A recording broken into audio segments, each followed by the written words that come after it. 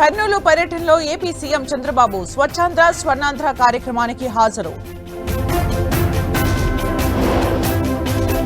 మహిళా శక్తిని కాంగ్రెస్ ఎప్పుడూ తక్కువ చేయలేదు. ఆడబిడ్డల్ని కోటీశ్వర్లు చేస్తామన్న సీఎం రేవంత్ రెడ్డి. మంత్రి శ్రీధర్ బాబుకు నాంపల్లి కోర్టులో ఊరట. కాళేశ్వరం భూసేకరణ అంశంలో కేసు కొట్టివేత. స్వప్నలో అగ్ని ప్రమాదంపై ఛార్జ్ షీట్. 13 మందిని నిందితులుగా తేల్చిన పోలీసులు. బెంగాల్లో ఉద్యోగాలు కోల్పోయిన టీచర్ల ఆందోళన. మమతా సర్కార్కు వ్యతిరేకంగా నినాదాలు.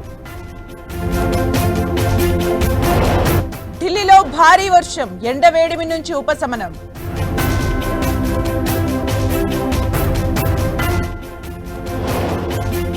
పది రోజుల ముందే అండమాన్కు నైరుతి రుతుపవనాలు. జూన్ 1న కేరళను తాకొచ్చని ఐఎండీ అంచనా. అంతర్జాతీయ స్థాయిలో పాక్ తీరును ఎండగడతాం. కేంద్రం అప్పగించిన బాధ్యత నిర్వహిస్తామన్న ఓవైసీ. భారత్ దెబ్బకు పాకిస్తాన్ బెంబేలు. ఆర్మీ హెడ్ క్వార్టర్ ఇస్లామాబాద్ కు మార్పు.